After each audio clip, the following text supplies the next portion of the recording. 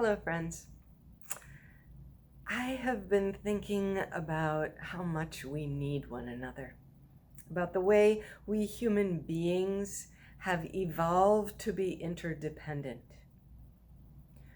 We rely on one another for support that is both seen and unseen, named and unnamed. We need each other for companionship as well. There is a way in which the body hungers for companions in the same way that it hungers for food and thirsts for water. And yet we don't always pay attention to that need. We don't always recognize it for what it is.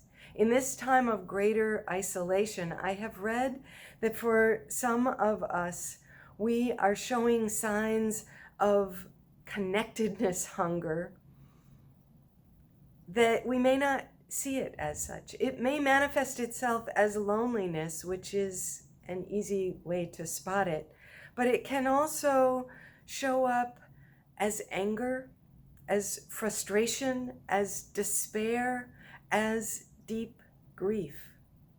Just some of the many feelings that you may be experiencing in this pandemic time. I certainly have.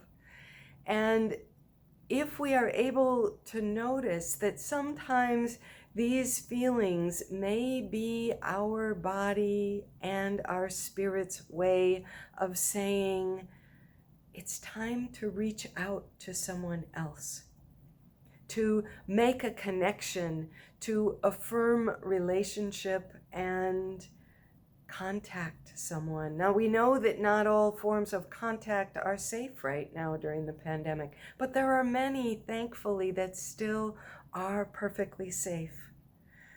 We can send an email, pick up the phone and call, write a letter, stand on a stoop and speak with our masks, or wave across the street without our masks, speak across that 6-foot distance, and affirm our connection to others and our relationship with one another. And the interesting thing about doing this is that every time we reach out to feed our hunger for relationship, we are also feeding someone else's.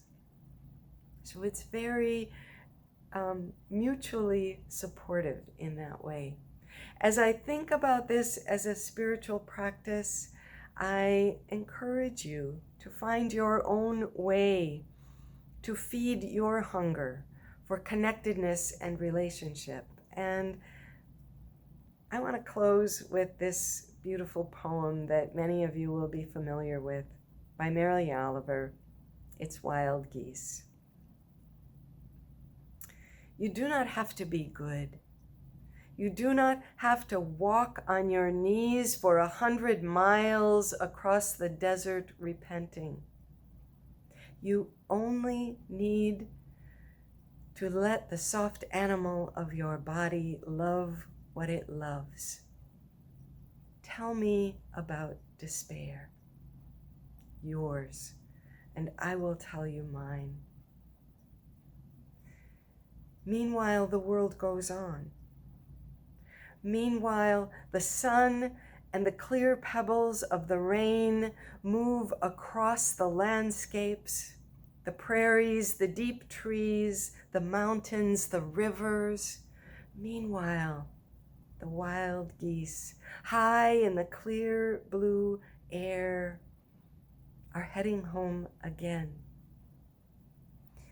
Whoever you are, no matter how lonely, the world offers itself to your imagination, calls to you like the wild geese, harsh and exciting, over and over, announcing your place in the family of things. Friends, do not forget your place in the family of things, of people, of beings. I encourage you to reach out to somebody else, to feed the hunger for relationship as it arises. Be steady, be strong, be well.